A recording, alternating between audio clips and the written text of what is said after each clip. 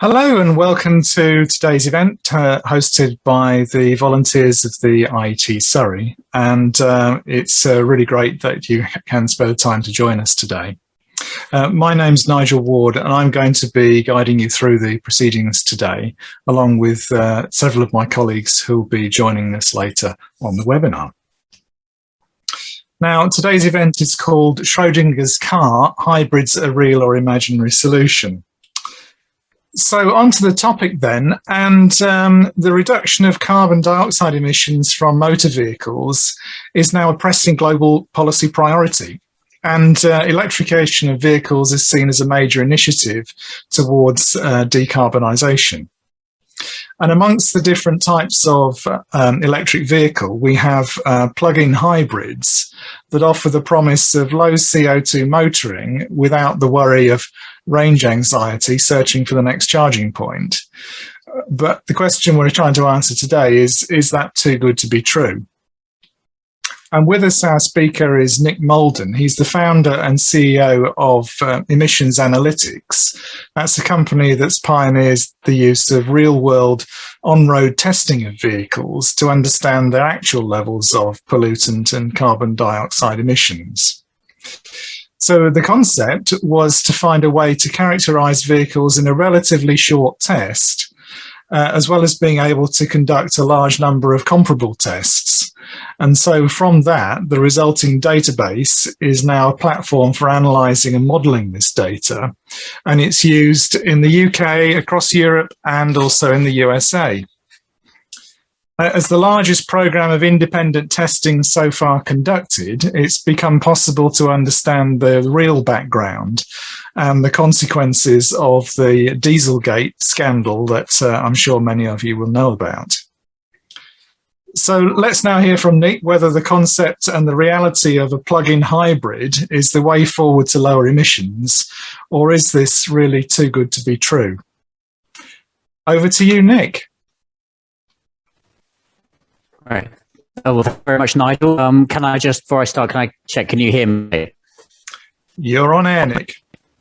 Fantastic. Great. Well, thank you for the introduction and thank you for the invitation and to everyone for joining. Yes, so hybrids is clearly, the very live topic today. And so I'm going to try and disentangle using the fruits of the testing work that the emissions analytics does, trying to disentangle whether they're a good thing or a bad thing.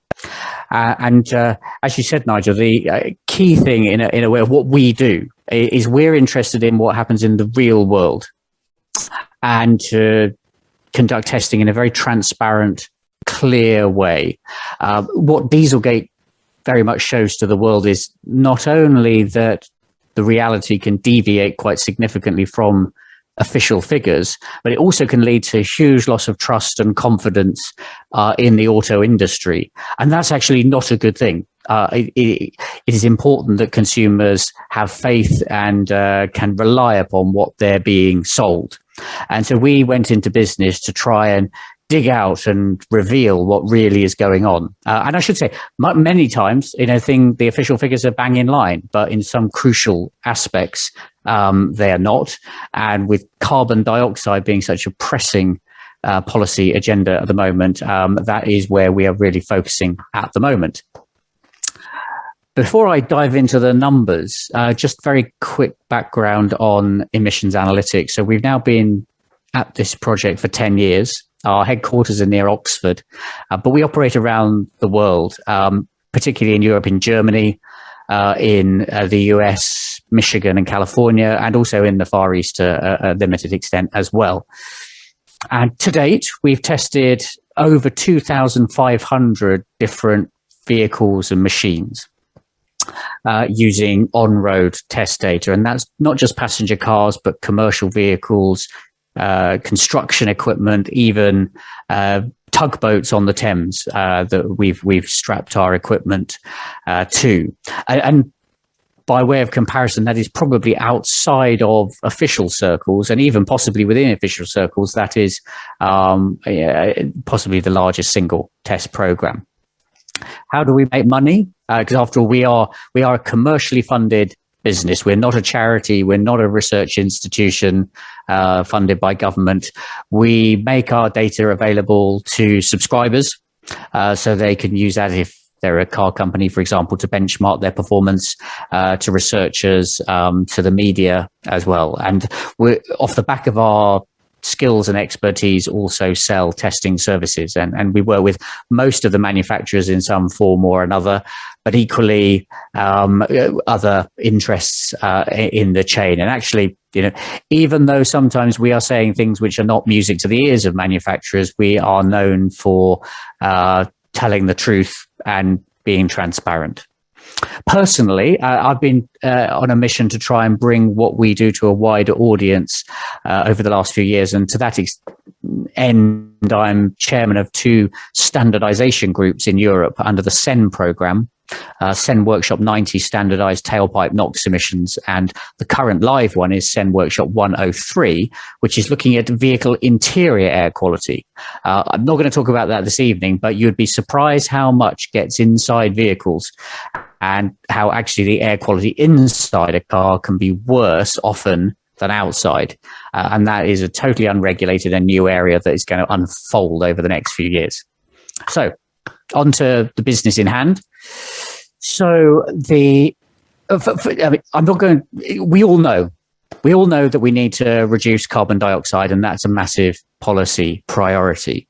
The current fleet average target for manufacturers, and this, by the way, this is the main way that CO2 reductions are targeted from passenger cars, is a fleet average target. So each manufacturer has a sales weighted target that they need to get to, which on average is 95 grams per kilometre at the moment.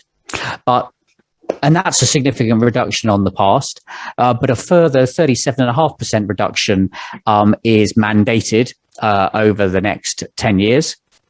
And now there's also discussion in the EU about their Fit for 55, which is a 55% reduction in CO2 from 1990 levels. So there's a growing momentum around CO2. And so the existing targets are only going to get tougher.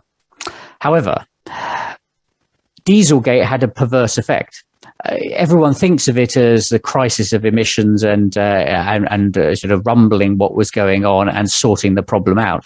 Actually, the effect on CO2 of Dieselgate was that it sharply increased after 2015. And the reason for that was quite simply that everyone abandoned diesels and most people went to straight petrol vehicles. And petrol vehicles are, roughly speaking, 15 to 20% greater CO2 than the equivalent diesel vehicle.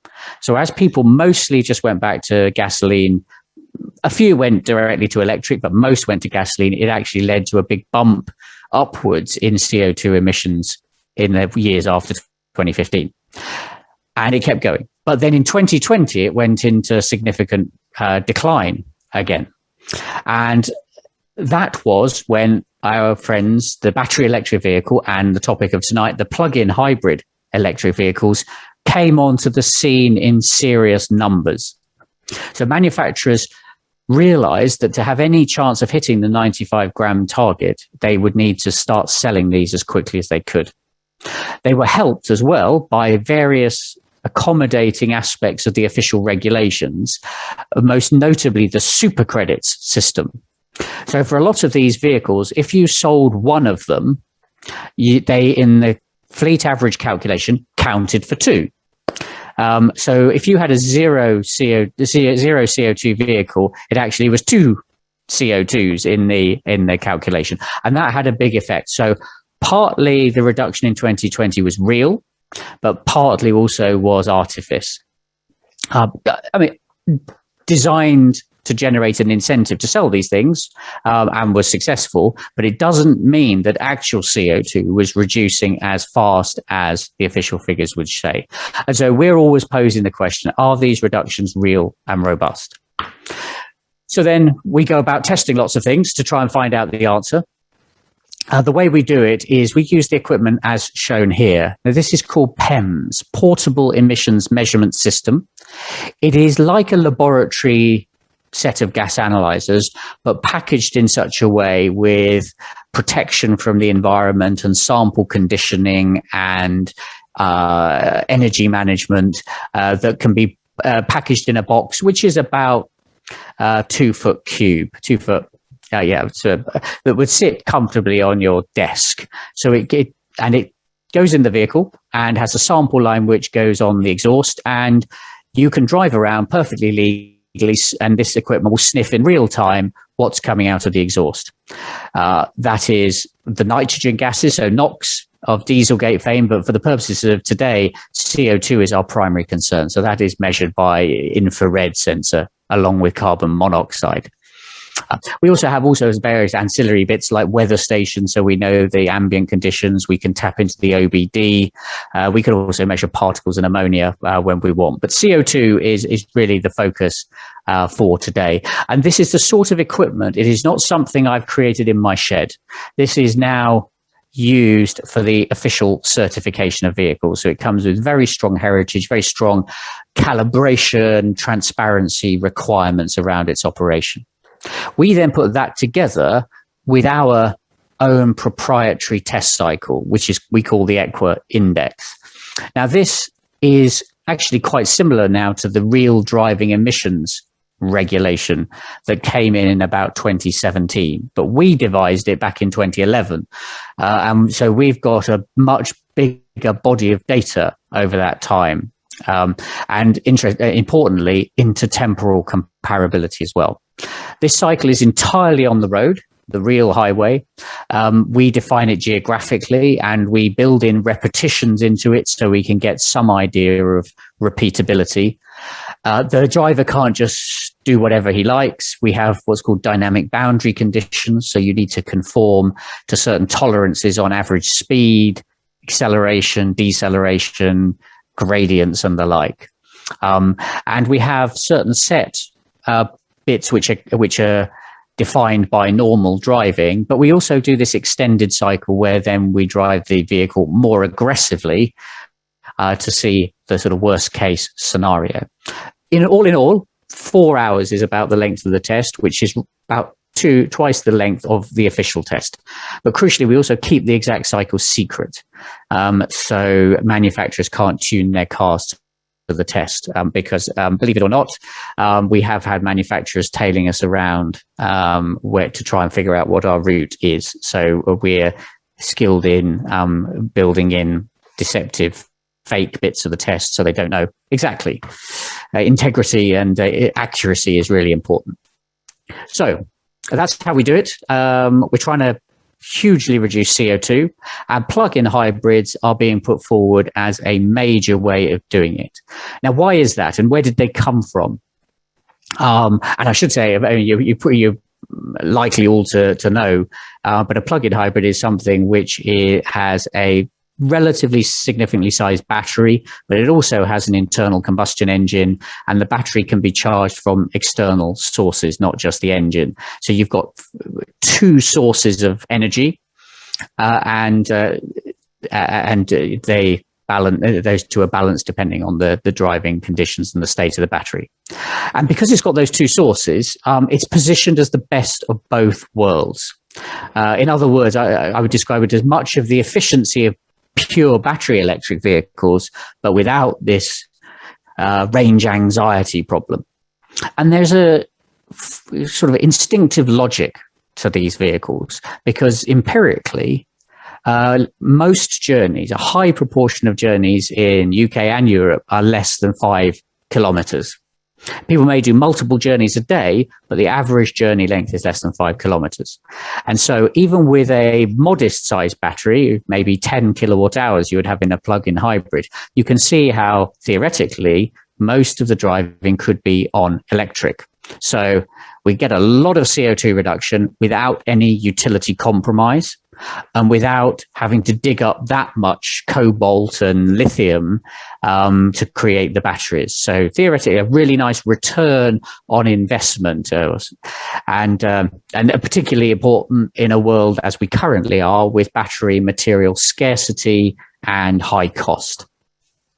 And if you look at how it's expressed in advertising, so this is just taken randomly from the Ford website, and it talks about plugins having all the functionality of full hybrids with the added advantages they can be charged externally. So it's everything you might possibly want. What is not to like? But is this true? And I have the analogy with the quantum mechanics thought experiment that is Schrodinger's cat. And so I see plug-in hybrids as Schrodinger's car. And what I mean by that is plug-in hybrids are both good and bad until they're driven. So the opening of the box that the cat is in is the driving of the vehicle. Up until then, we don't actually really know whether it's good or bad. Put it another way, performance, I would describe it, it's not mainly inherent in the vehicle. And I mean by that, the CO2 performance is not mainly inherent in the vehicle. In fact, I own one of these cars, and when I gaze at it on the drive, you can't know what its CO2 profile is going to be. It actually depends upon what I do with it, and crucially, whether I charge it up. And this is very different from traditional powertrains to internal combustion engines. So with an internal combustion engine, by looking at it on your drive, you know pretty accurately what it is going to emit, whatever you do to it. Not quite true, but the difference between driving in city and on the motorway is that it's about a third more CO2 on the motorway. So it is different, but it's not so different. With a plug-in hybrid, if you charge it up and you drive in a relatively normal fashion and relatively short journeys, the CO2 will be next to zero. You'll be almost always on the battery. But if you don't charge it up, or you drive very aggressively or very long journeys, the CO2 can actually be equal or worse than the equivalent ICE vehicle. And so that's what I mean. When you're just looking at considering the vehicle as an entity, you cannot say anything about its CO2 performance. So it is both dead and alive as a car until it collides with an actual human being driver. And this leads to a very significant labeling problem. And labeling is important because it's what guides consumers. It's also what governments tag incentives to. And crucially, it's what contributes to the fleet average CO2 targets that the manufacturers have to meet. And by the way, if they don't meet them, they get very significant fines.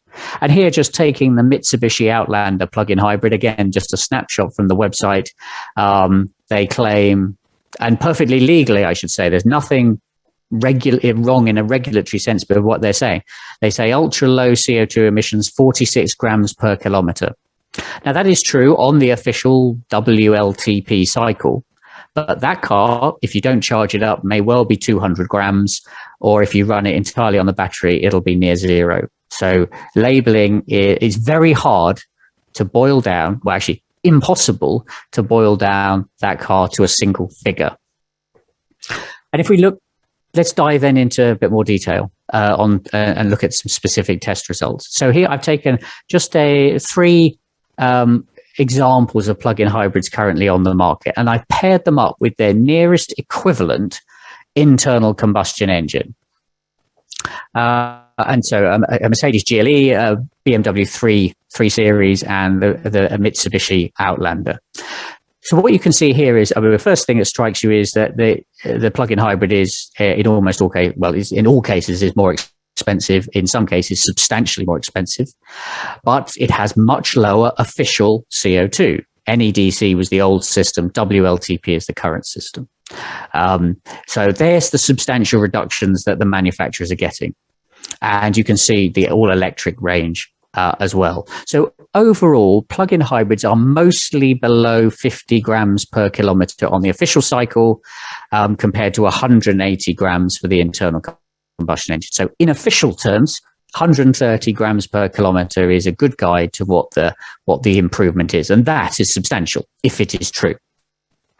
And it's particularly useful for big SUVs.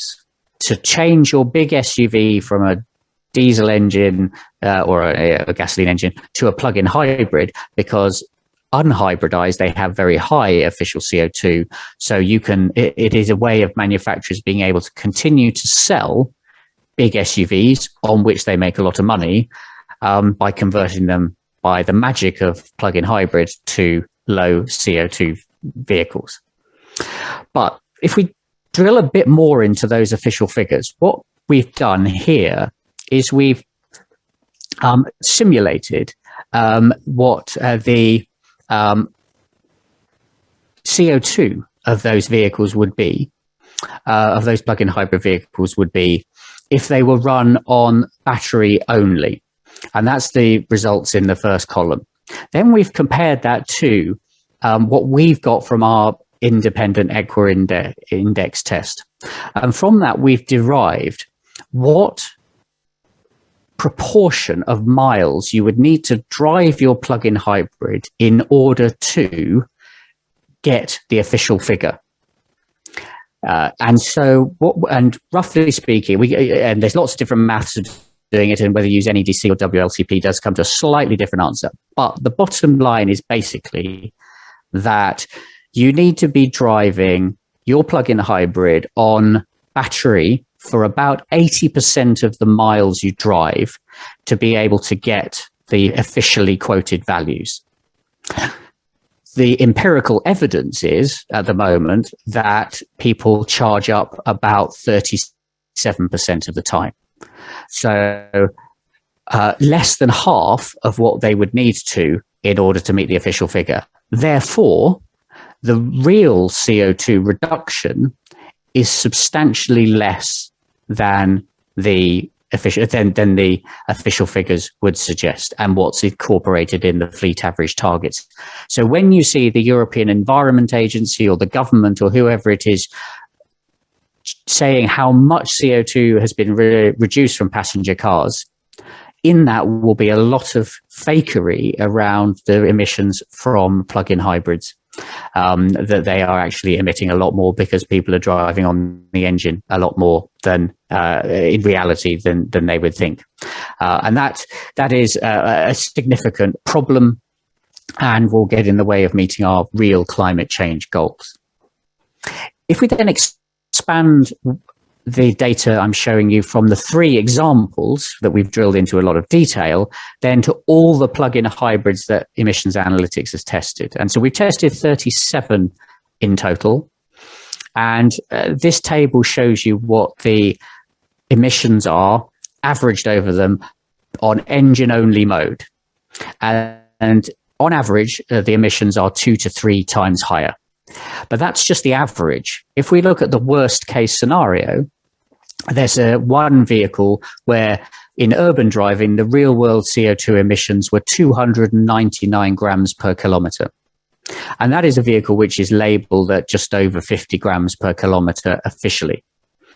So that's in a sense of how bad it can get. But equally, it can get as good as near zero with short journeys and charging. So again, looking with a greater sample size across all the plug-in hybrids we tested, emphasizing the Schrodinger's car nature of the problem. We then, the further bit of testing we've done on plug-in hybrids, we were commissioned by an environmental NGO called Transport and Environment to test 3 specific plug-in hybrids in a great level of detail, as you can see here. And also this gives you a glimpse of how the equipment is installed on the vehicle. And you may say it looks rather Heath Robinson, and in a sense it does, but it's necessary. It's necessary because it has to be completely passive on the vehicle. The vehicle must not be able to know that it is being tested, and so it cannot interface with any of the vehicle's systems. And amongst other things, and the full report of this transport and environment work is available on their website. What we found was that if you drive these vehicles in the battery only mode, they actually got to similar ranges as the official figures. But this became very sensitive to payload. And so increasing the payload in the vehicle could reduce the range by up to a quarter. The other phenomenon observed was if you drove in quite an aggressive fashion, you couldn't actually stay on battery. The vehicle would kick out of battery mode and bring in the engine to be able to fulfill the power demand. So another way in which was sort of undercutting the ability of this technology to reduce CO2 in practical situations.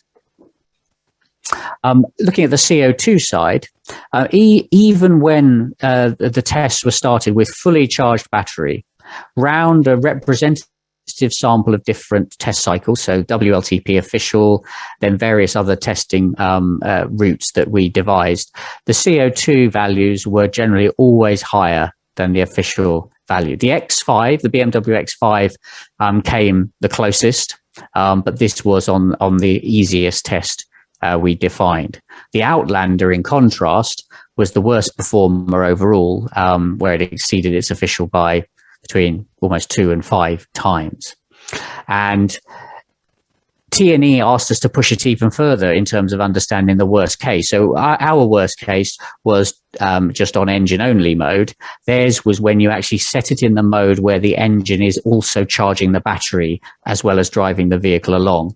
We found emissions as high as 384 grams per kilometer. And I can recommend without any hesitation that it is, unless in an emergency, you should not be charging your battery from the engine as you drive along if you care about CO2. And this this chart illustrates quite the uplift in emissions that you get if you do that. And the basic conclusion is that by doing that, if you charge your battery as you go along from the engine, it'll be worse than charging it up from the grid, even in countries with the very highest coal dependence like Poland. So the only reason to charge up the battery using the engine is if for air quality reasons. So if for some reason you wanted to go into a geographic zone on battery only, but otherwise it's not overall an advantageous thing for the environment.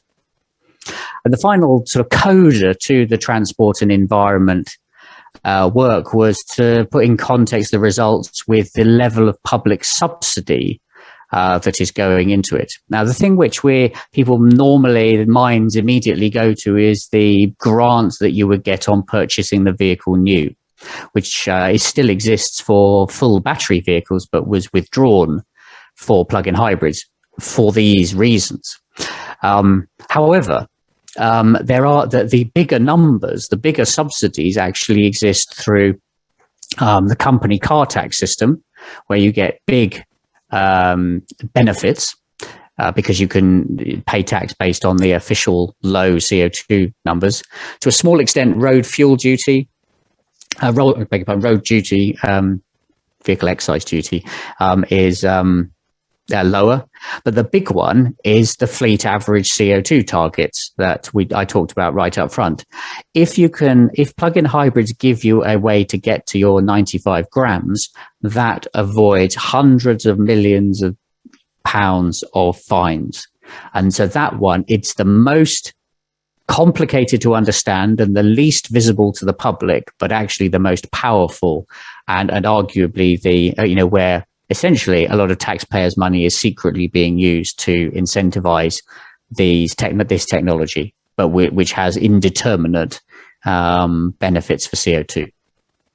So I suppose we could conclude that plug-in hybrids are a bit tricky. You can be a very conscientious driver and make sure you always drive on the battery. But from a policy point of view, how can you achieve that compliance without unnecessary intrusion? For example, by logging, GPS logging people's whereabouts.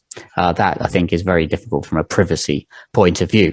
So what are the other routes to decarbonisation? Well, there are other types of hybrids, for example. And here we've tested 95 different full and mild hybrids.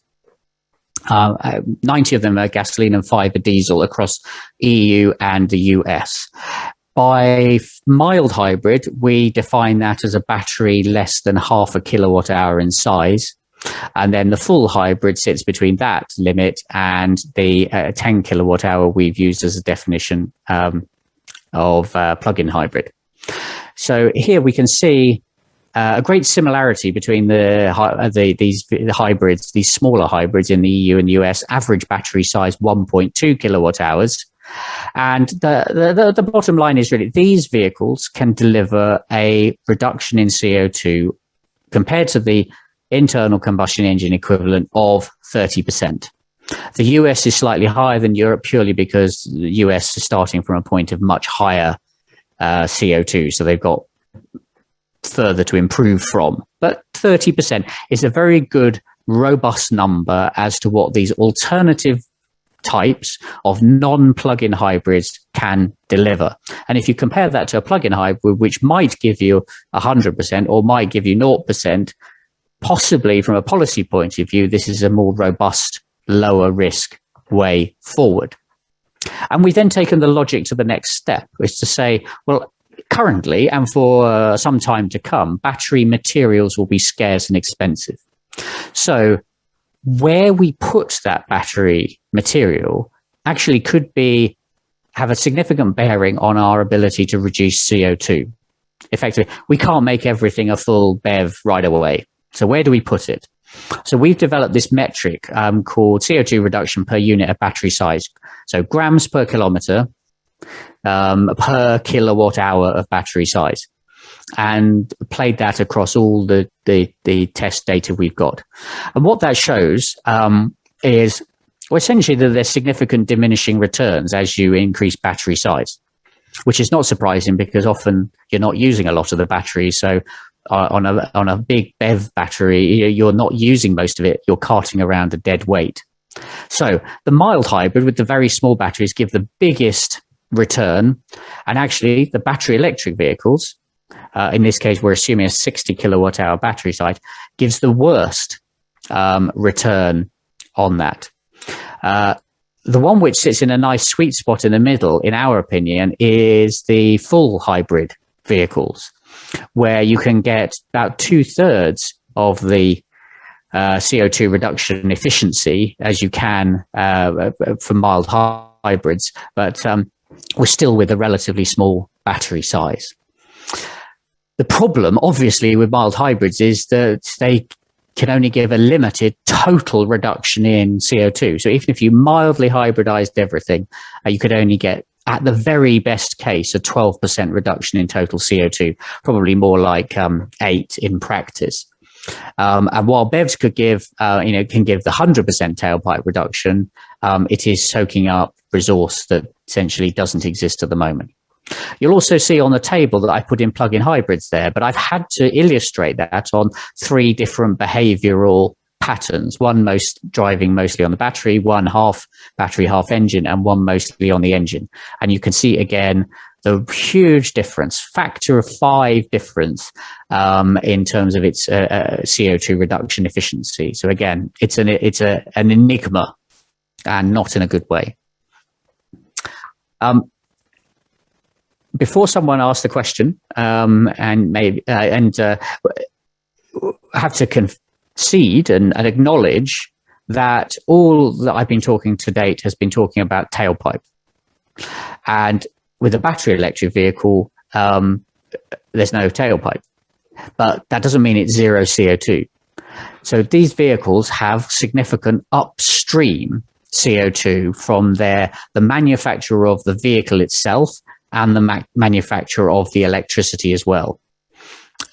Ultimately, really, a lot of this comes down to the cleanliness of the electricity production, because that is powering a lot of the factories and the mining that builds the vehicles in the first place. So to get our head around this and to quantify what's going on over this total life cycle, we've built our model based upon effectively a meta model of all the life cycle models out there, and tried to predict or look at different scenarios for CO2 reduction between 2020 and 2070. And And we find some quite interesting things. And as you can imagine, there are a very large number of input variables, and so a huge number of different scenarios. So I boiled it down to some very simplistic scenarios. And that is looking at one scenario where the CO2 intensity of electricity production stays at the current levels forever, or at least until 2070. The alternative scenario is that it's constant until 2030, and then at 2030, the intensity falls by 50%. And then we've compared the different scenarios of the baseline of everyone staying mainly internal combustion engine, then at the other extreme, complete migration to battery electrics as soon as possible, and then an interim scenario of going big on full hybrids for the next 10 years or so, and then eventually migrating to full battery electric vehicles. And you might say, well, why not just go straight to BEVs? What's the problem? You know, if you're going to end up there eventually, why not go there straight away? The reason is that because the CO2 manufacture of BEVs is much higher than that of internal combustion engines and full hybrids. And so if we go straight to BEVs, we will upfront a large amount of CO2 emissions in the manufacture. And that will be enough effectively to neutralize over the 2070 horizon the benefits of that approach, which is what you can see towards the bottom of the second column. The total CO2, cumulative CO2 reduction is hardly different between going straight to BEVs and taking a 10-year diversion via full hybrids. It's all because of, when are you crystallizing the CO2 in the manufacture? And if we can put off that for a while until the grid is more substantially decarbonized, then that is a big benefit. And you can see that in the final column of this table, where if the carbon intensity of electricity does fall by 50% in 2030, then you've got an 8 percentage points gap that is opening up between the full hybrid and the BEV scenario. So much rides on our ability to drive CO2 intensity of the grid down. And that's why, in my personal opinion, it's very encouraging to hear the government talk about constructing more nuclear power stations and massively expanding wind, because without that, there is no credible path to decarbonising our light duty fleet. It is, as a final note on this slide, that even in that final bottom right cell, where we do have a cleaning grid and we go and we go to BEV, we are still only talking about a 51% reduction in CO2. So when anyone says that BEVs are zero CO2, put them right, because there is substantial manufacturing CO2 emissions and electricity generation to power them in the first place. 51% is a good reduction, but it is not zero emissions. So bringing all the threads together and beginning to wind up, I wanted to then just bring it back to something to very present and immediate. And so what's going on in the UK today? So I decided to take the sales in August this year from the SMMT. And if we add together all the different flavors of hybrids, the sales market share is already got up to 34%, which is very impressive. I also calculated the CO2 reduction per kilowatt hour of battery size as before, and it comes in quite in line with what we previously forecast. So 55% from standard hybrids compared to 3 grams for BEVs. But then I thought, well, we've sold 92,000 BEVs in August year to date. What happens if we use that exact same amount of battery material and put it into full hybrids instead? And what that showed is that we could hybridize 2.1 million vehicles, which is more than the UK typically sells of all new vehicles in a whole year. So rather than 92,000 BEVs, we could hybridize everything.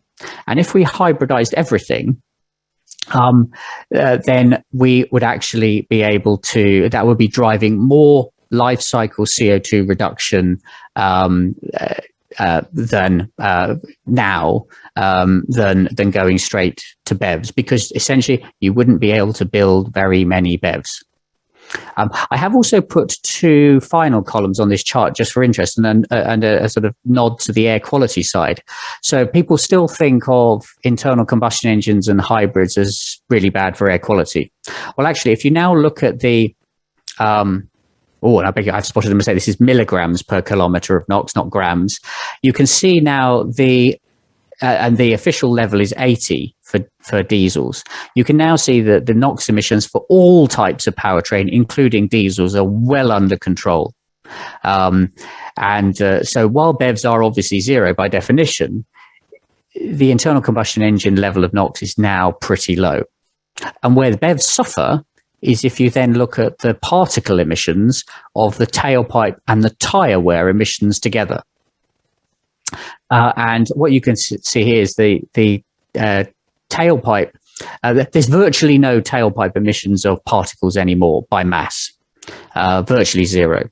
So the difference you've got is it's all from tyres.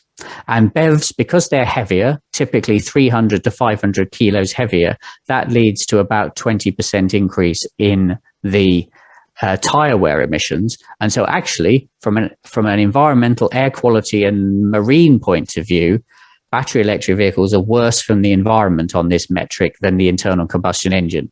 So my point is that it's a much closer call than you might think. BEVs have many advantages, but some limitations.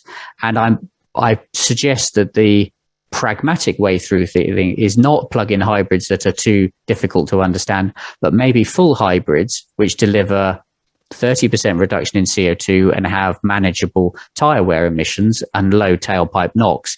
That might be the pragmatic middle ground, at least for the next 10 years.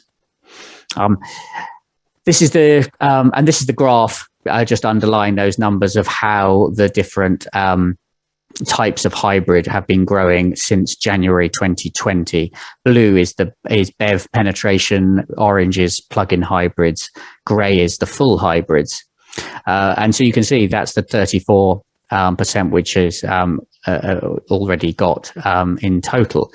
The rate of growth of each of those types is quite similar. And before anyone says, I've excluded April 2020 because that was so distorted by the outbreak of COVID. But each powertrain is growing by about 3 to 4% annually. The weakest of the lot, it should be said, is plug-in hybrids, which possibly is a good thing. So in conclusion, my position on this is that hybridization is actually going to happen whether anyone likes it or not, whether it's by policy or by household reaction. Now, what I mean by that is the government may set about incentivizing hybrids and have a more nuanced policy, which would be very sensible in my view. If it doesn't, and it pursues a straight to BEV strategy, as it's indicating at the moment, in my view, households will react in such a way as they will, and most households have 2 cars. People will take one BEV and they will hold on to one internal combustion engine for the days they need to do long journeys or heavy payloads or the like. So the risk will be spread at the household level. So households will hybridize themselves in that way. I think it would be much better that the government just accepted that this dynamic needs to happen and is most rational and incentivize hybrids from a policy point of view. And I am always a strong believer in the fundamentals, the economic and engineering fundamentals will always shine through. And it's because these full hybrids have the best balance of utility, CO2 reduction and cost. Whereas plug-in hybrids, the main subject of tonight, I think I have to sadly conclude, despite liking my own plug-in hybrid, they cannot dominate unless some behavioral remedies can be applied. And I mean by that some way of strongly incentivizing people to charge up, or geo-fence locations in which people cannot enter unless it's on battery only. Without that, there is too weak an incentive versus the hassle and often sometimes significant difficulty of actually charging up. Those incentives are too weak. And so plug-in hybrids are a cat, a dangerous cat that mustn't be unleashed. In comparison to standard hybrids, which give them more efficient decarbonisation, especially in a world of scarce materials. And we should delay going big on BEVs because of those high embodied CO2 emissions from the manufacturer. And we should go hell for leather to decarbonise the grid. If we can do that, the numbers start adding up. It also starts opening up other technological avenues like green hydrogen and e-fuels and other types of innovative powertrains. So grid decarbonisation really is the key. Plug-in hybrids are not the key. It's not the best of both worlds, but grid decarbonisation is the key. And in the meantime, hybrids gives that lower risk of consumer adoption. People will do it. They won't be resistant to it. And the real world performance will be that 30% reduction. So we'll make good inroads into our climate change goals. We won't bake in the CO2 manufacture from BEVs. And so I guess this is a call for pragmatism, great care around plug-in hybrids, reconsider full hybrids that have now become so unfashionable. That is, I think, where the key to our decarbonisation lies. So on that note, thank you very much, and I lay myself open to all your questions. Thank you very much. Well, thank you very much, Nick. That's really good. I think if you wouldn't mind just stopping your screen share for me. Ah, wonderful. Yes.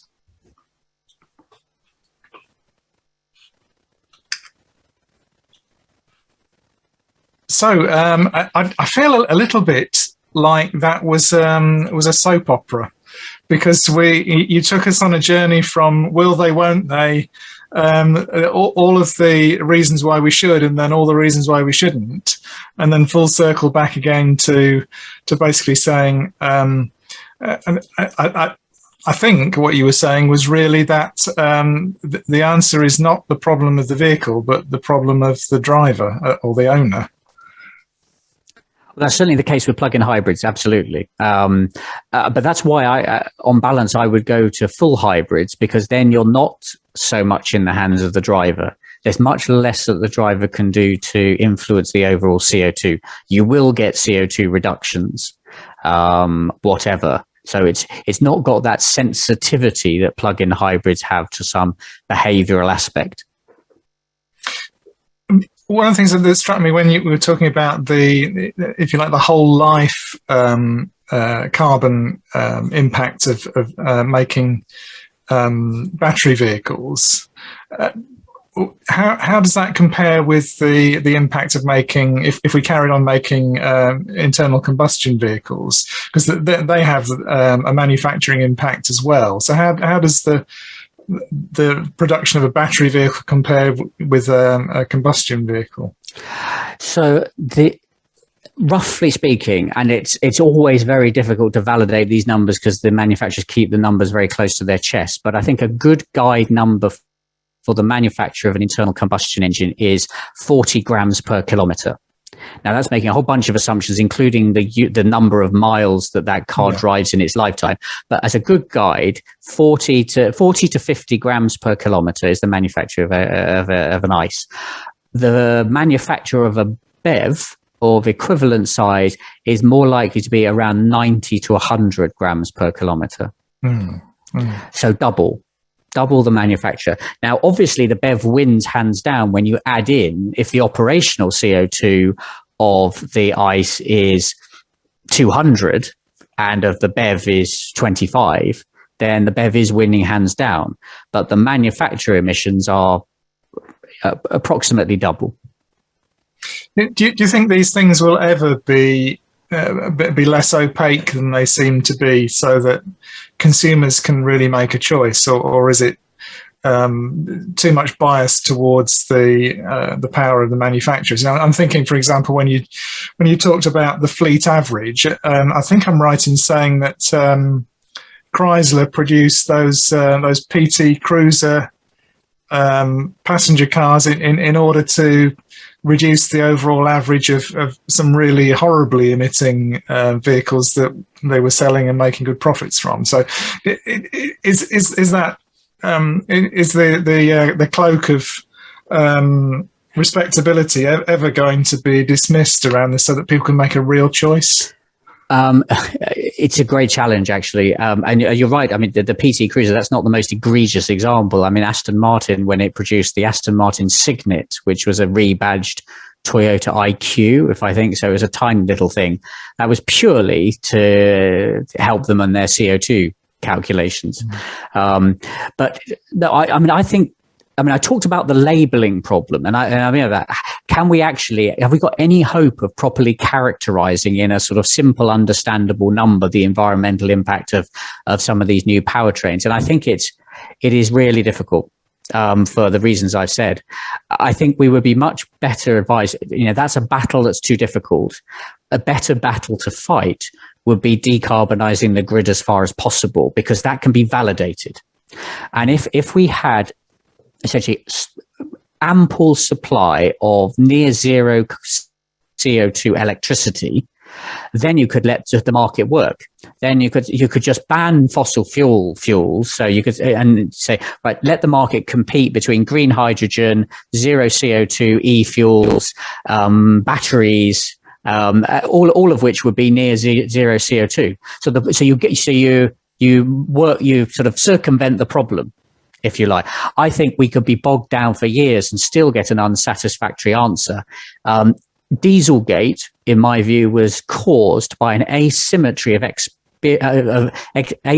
expertise between the manufacturers and the regulators, compounded by political interests. So essentially, the people in the manufacturers were a lot more skilled at working out how to work the system than the regulators were. And so they ran rings around the regulators. And it was only because of happenstance of some rather unpredictable and weird transgression that VW did in the US that people then started looking very closely at what was going on in Europe. But essentially, the regulators had been tied up in knots by the manufacturers because they had the better experts. When you then start talking about life cycle and plug-in hybrids and the like, that asymmetry of expertise becomes much greater. And that's a dangerous place to be. So I think it is essentially decarbonize the grid and straight ban fossil fuel related things. It doesn't solve tire wear, which is perhaps a topic for another day. But from a CO2 point of view, I think that's the best route. So I think we'll move on to lots of questions coming from the audience. So what I'm going to do is bring in my two fellow volunteer colleagues. That's Richard and Samantha. And they've been monitoring the questions coming through as you've been talking, Nick. So Samantha, do you want to kick us off with the first one? Yes, thank you. Really good presentation, Nick. So the first question is actually from Adrian Waters, and I think you may have answered this during the presentation and actually on your conclusion slide. But you talk about the migration to hybrid vehicles being a lower risk option compared to a BEV. And is that low risk around the range anxiety? Is that the primary issue? No, it's not the. So if we converted completely to full hybrids, so non-plug-in full hybrids, we could be pretty certain that we would get a 30% reduction in total CO2. Pretty much whatever anyone. I mean, and people just did their normal behavior. We know that's what we would get. If we went to plug-in hybrids, we don't know what we would get. We might, because we don't know how people are going to charge it up. In terms of BEVs, if we went straight to BEVs, all we would know is that we would crystallize that CO2 manufacturer emissions now. So, and that's what makes then the gap between going full BEV and going to full hybrids actually much, much closer than you would think. And in a way, I'm thinking we have a carbon budget, a total amount of cumulative carbon we're allowed to emit before we bust the 1.5 degrees There's a danger in going to BEVs now in that you will basically spend a lot of your carbon budget right now, and then they jolly well need to work. Otherwise, we're going to be stuffed. Whereas full hybrids, we're not speculating as much of our carbon budget up front. So it helps us manage that risk at the systemic level as well. Okay, yeah, thank you. Richard? Yeah, thank you, Nick. The comments we've been having in the chat and in the questions have been hugely positive. So thank you. You've clearly hit a rich seam here. I think maybe one thing that some of our participants might be grateful for is a quick explanation of what the difference between full hybrid, plug-in hybrid, and mild hybrid is. I have to confess, I know some of the differences, but the nuances are lost on me. So if there's a quick description, that would be great. Yes. Well, I will give you my quick description. I mean, the issue is that there is no firm definitions. So the definitions we use is trying to something that everyone would accept. So, I mean, obviously there's a difference between whether something has a cord and plug it into the mains or not. So that's that's a matter of fact. Beyond that, mild hybrid we define as something with up to a 0.5 kilowatt-hour battery in it. Now, that's a very small battery which is used for regenerative braking and generally running the ancillary systems and occasional little bits of power boost. So that's why it's called mild. Then between 0.5 kilowatt-hour and about, actually I said 10 kilowatt-hours, I meant to say 6 kilowatt-hours. Between that and 6 kilowatt-hours, that's the full hybrid range. So that's where the vehicle can go a decent distance, a few miles, on battery only. It's obviously, so that's the Prius, that's the Toyota Prius range, but it doesn't have a cord. And then from 6 kilowatt-hours upwards is plug-in hybrid. And that basically goes, that there's no upper bound to that, so long as that vehicle has also got an internal combustion engine in it. And that whole range there of plug-in hybrids takes in what also would be called range extending electric vehicles, like the Chevy Volt, where you have an internal combustion engine essentially running as a generator. So within my notion of plug-in hybrids, there's the series parallel, notion of hybrids, but also that range extending notion as well. And then obviously battery electric vehicles speaks for themselves. So that's my definition. I think it's a fair one, but there is no universal codified answer. Yeah, no, great. Thank you very much. I think you've hit the nail nicely on the head there. There is no official agreed answer for what these terms mean. So people are throwing them around willy-nilly, meaning what they like with them. Thank you. That takes me back to an interesting talk we had a few years ago when we were looking at electric batteries in buses. And the speaker at the time was talking about using a combustion engine to charge the battery, and then the battery would be the thing driving the drive chain. But the argument there was that the engine was basically running at a constant speed rather than normally in a vehicle where it speeds up and slows down, and therefore you could optimize the performance of the engine to minimize the emissions. Obviously there were still emissions, but you would make it lower by optimizing the engine for what it was best at, and then use the battery propulsion system to manage the variability of power actually required. I mean, is that an avenue that is practical for passenger, for cars that the normal people could have? Well, it's one of those which sounds great in theory, but it's been tried by Chevrolet with the Volt, and it's just not taken off.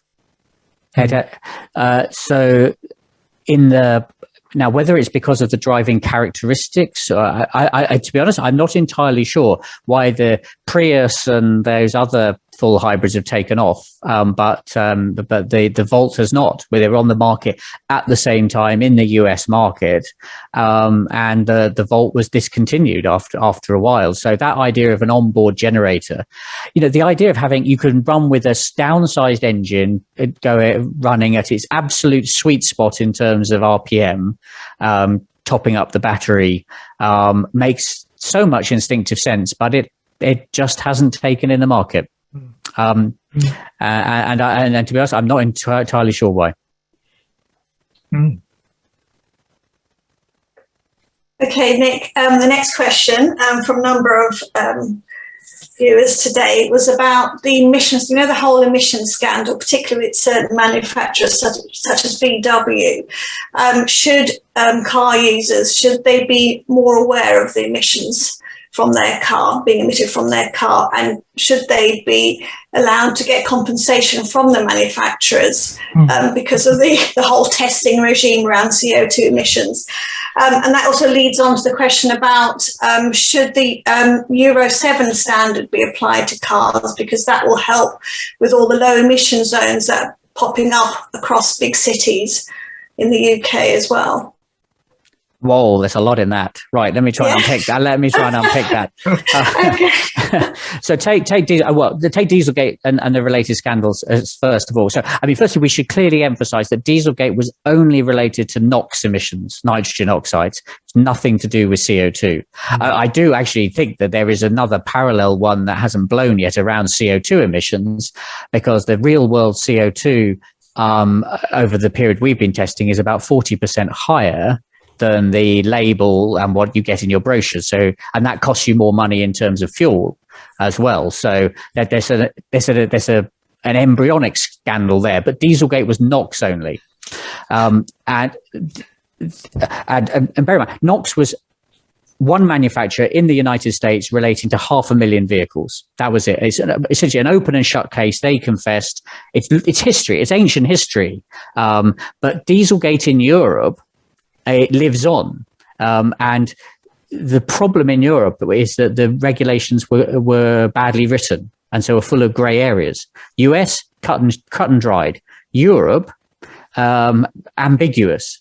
And so it's only now beginning to come to court through mainly class action suits by consumers that's going to test the legal situation as to, in very brief terms, the regulation said, right, you have to be under this limit, but if you can't meet that because you need to, say, protect your engine, there were various get-outs, but they were intended, the spirit of it was for fairly extreme cases of when you really couldn't do it.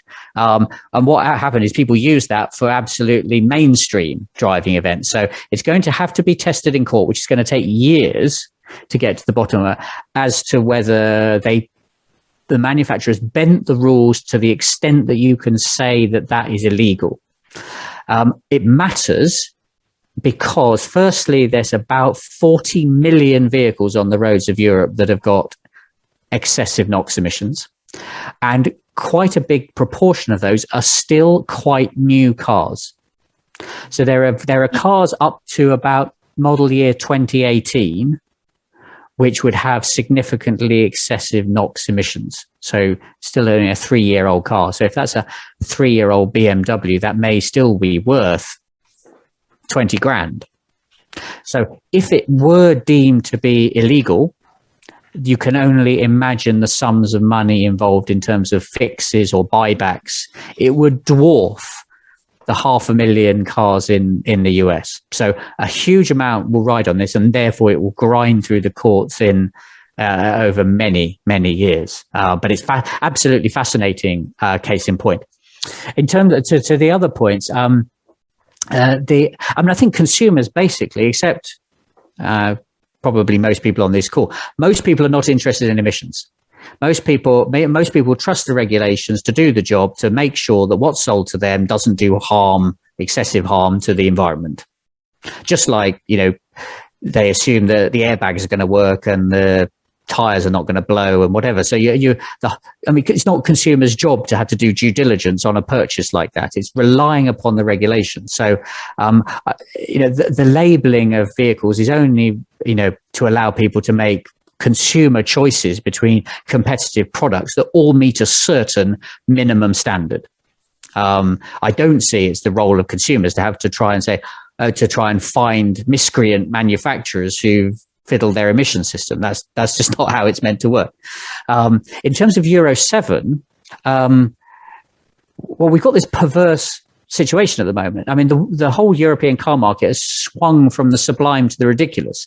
So you had pre-Dieselgate, you had most diesel vehicles being massively over the limit for NOx. Now you've got all vehicles, including diesels, being massively under the limit.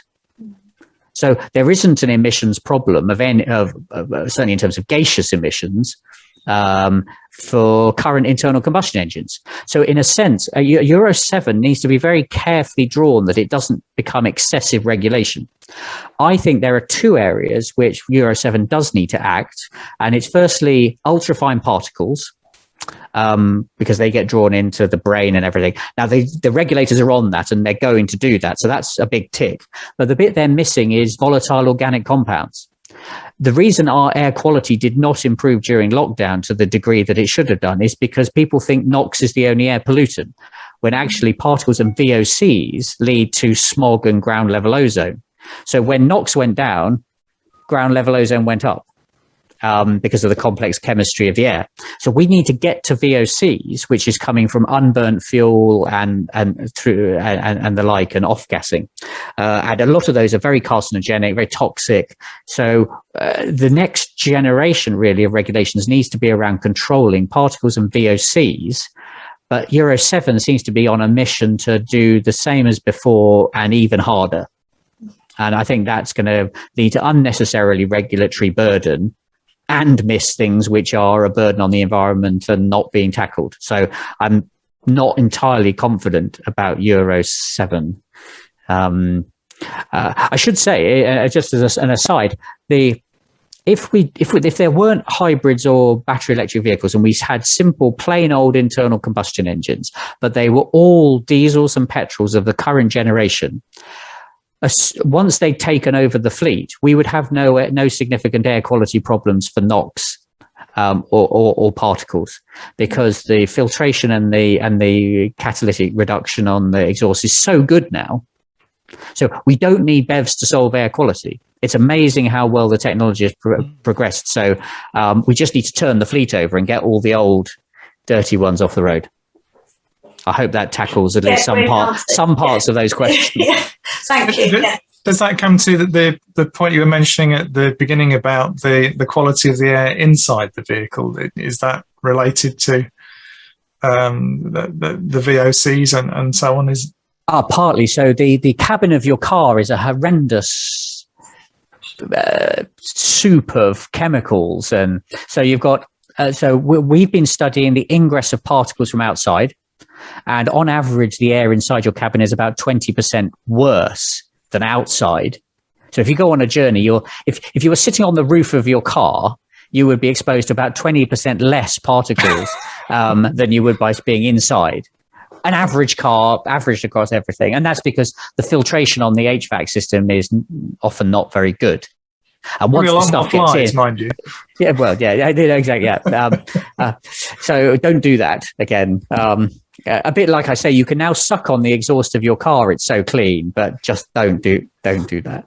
But yeah, so it's 20% more particles inside. But then you've got the VOCs as well. Now the VOCs are not generally getting in from outside; they're off gassing from the materials. So when it gets warm inside the cabin, you'll get all these VOCs then hanging in the air, and then in the night when you park up, they'll go and recondense on the materials. Now, where's that coming from? That's coming from the leathers, the plastics, the carpets, and particularly cars now are glued together, not riveted together. And an average car, I believe, has about 7 kilograms of glue in it when it's new, and that off gases gradually over time. So you've got that, and that's before we talk about any NOx, any CO, and any other things in the cabin. But it is mainly particles and VOCs. That's my message for future regulation. Particles, VOCs. If we can tackle those out of the tailpipe and in the cabin, then we'll have a much less impactful motoring fleet. I wonder how that compares with my my late father-in-law. He used to smoke a pipe as he was driving along. The mind boggles. The mind boggles. Well, actually, because the part of the problem is vehicles are now so well sealed. Yes. Manufacturing precision, but also done that to largely for noise control and been extremely effective at that. But the corollary of that is any pollution that gets inside. If you've got a poor HVAC system, whereas in the past for your father, it would have escaped through the cracks in the bodywork quite quickly. Whereas, the join between the window and the seals. Now things are so well sealed that the pollution can't get out. Because of the differential pressure as the car goes along as well, the tendency is for the pollution to get sucked out if it can. So if you have an old leaky car, actually smoke your pipe and go mad. Be happy. I wonder, are there any convertible battery electric vehicles? Maybe that's the answer. All the benefits of that's a good question. The outdoors. I imagine the new Tesla Roadster probably will come in a convertible form. I'm guessing. Yours for £250,000. Oh well, yes.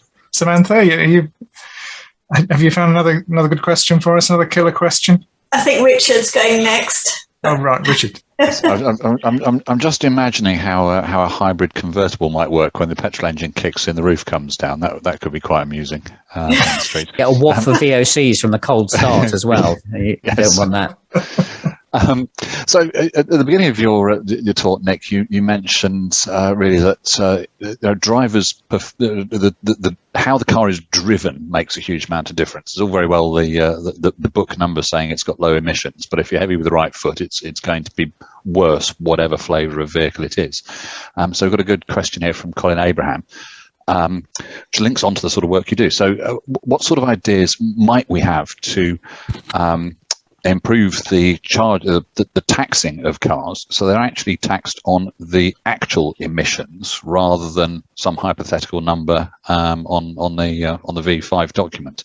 Obviously, lots of cars now have some kind of sensors in the exhaust, not as sophisticated as the things you use, but if we were taxed on the actual amount of pollution, might that make a difference? Is that practical?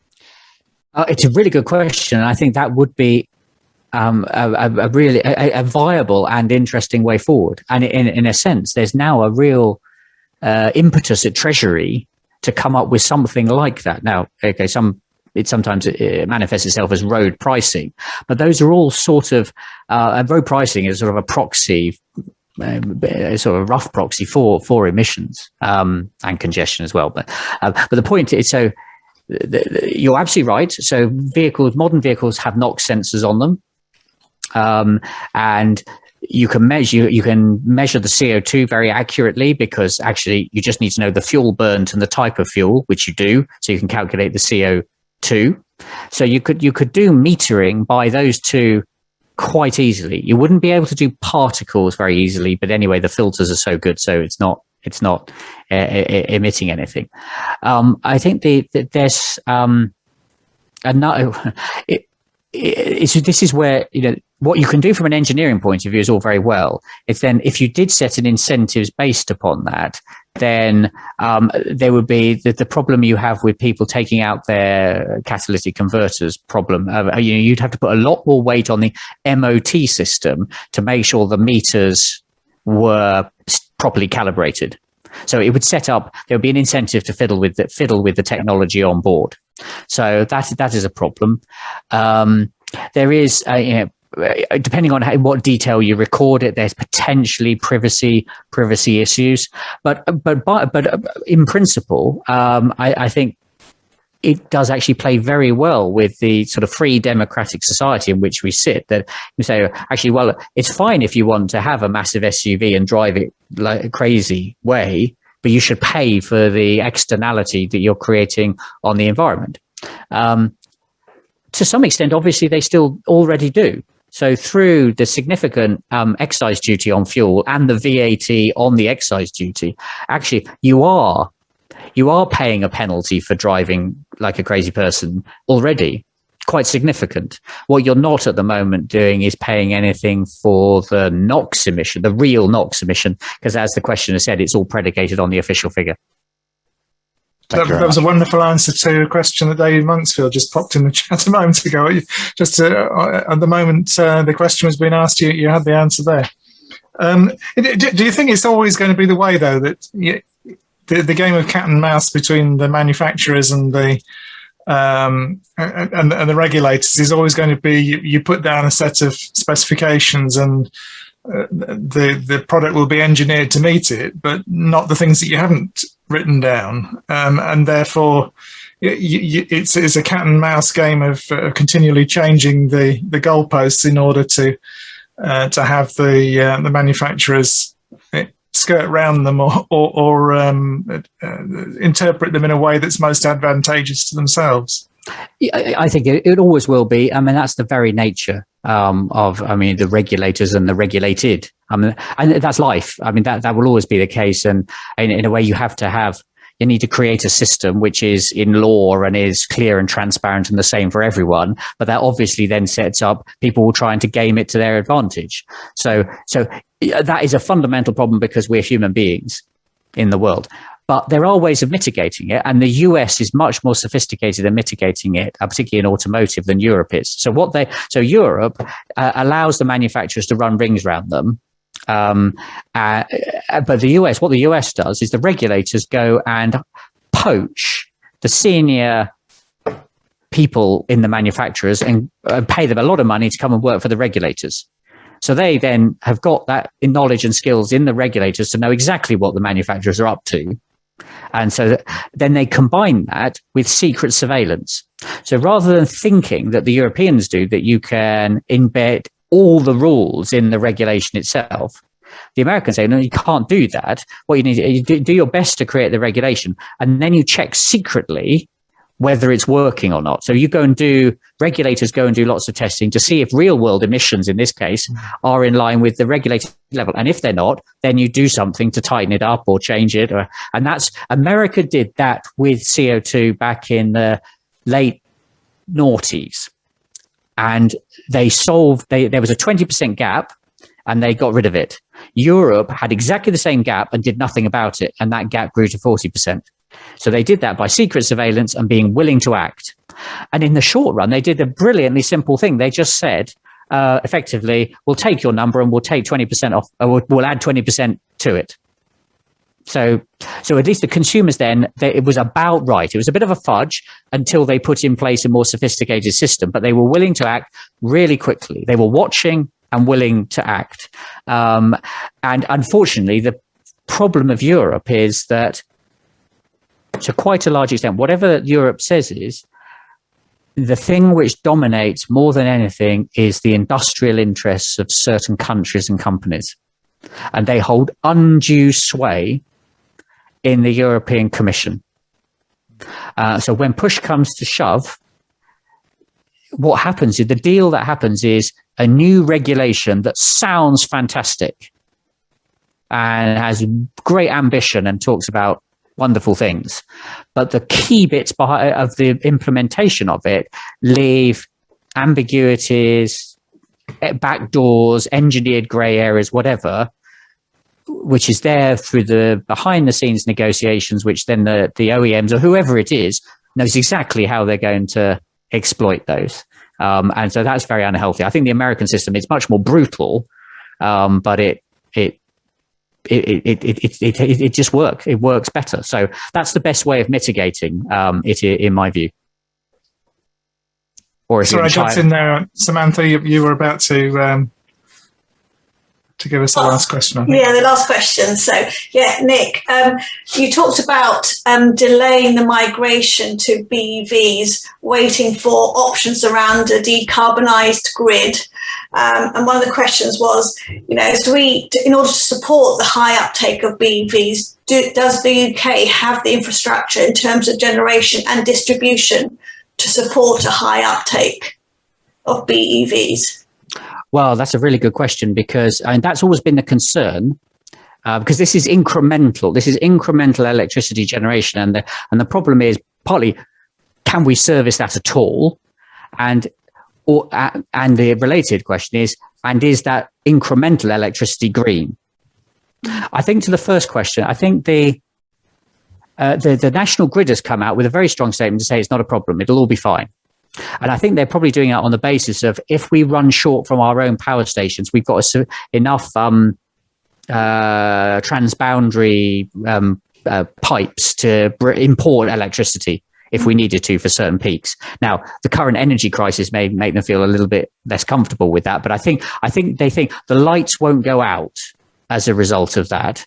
Whether that electricity will be green very much depends where it comes from. So if we're importing it from France, then it would be pretty green. If we're importing it from Russia, yes, or if we import more gas to burn that, then and we will have no visibility around that. So again, the focus should be on the grid and the dynamics of the marginal electricity generation.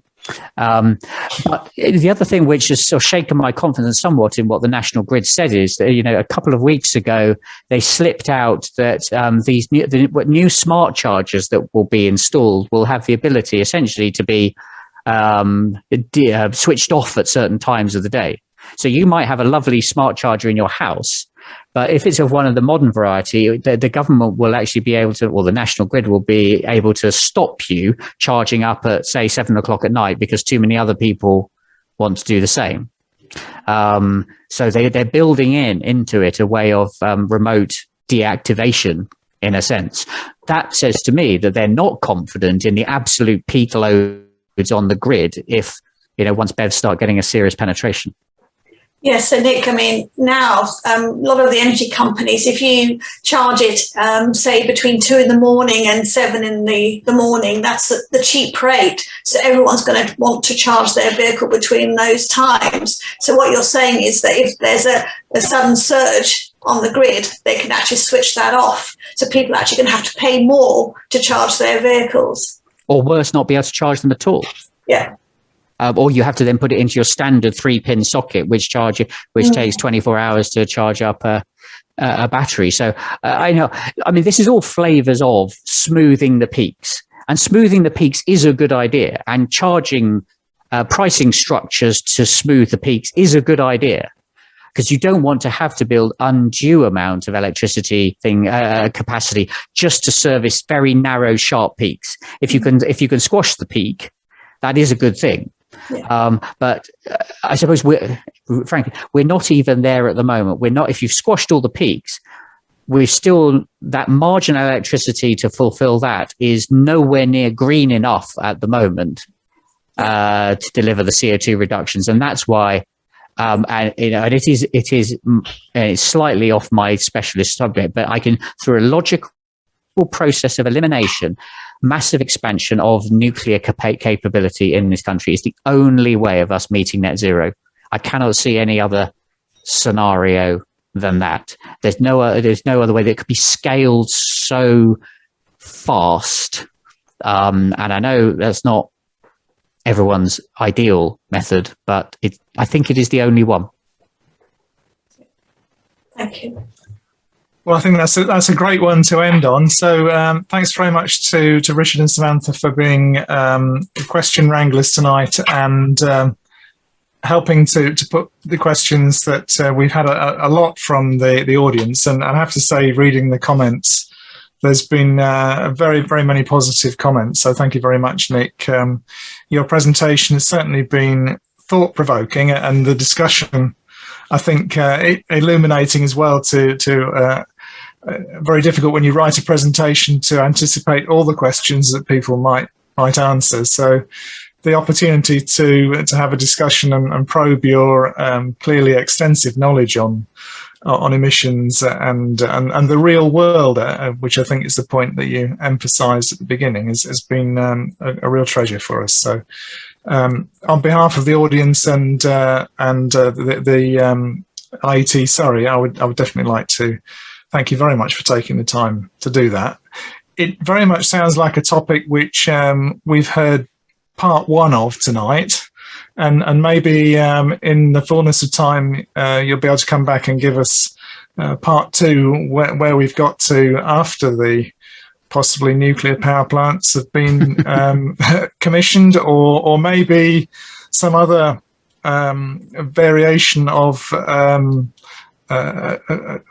mild, not so mild, or sublime battery hybrid has been invented. So. Absolutely. That would be really great. Yeah, absolutely. Well, look, it's been a pleasure. Thank you very much for inviting me. Thanks to all the questions, to everyone. It's been very enjoyable. Thank you. Thanks very much, Nick. Okay. Good night.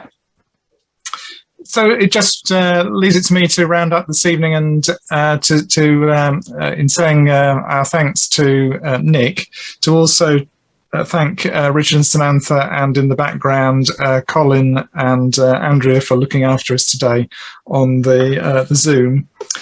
We have another event that's coming up in a month's time, and that's about Hyperloops.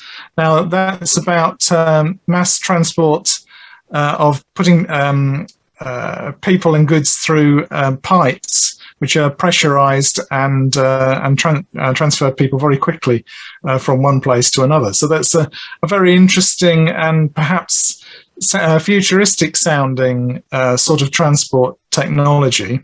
Well, we'll find out in our talk in a month's time whether it's something that's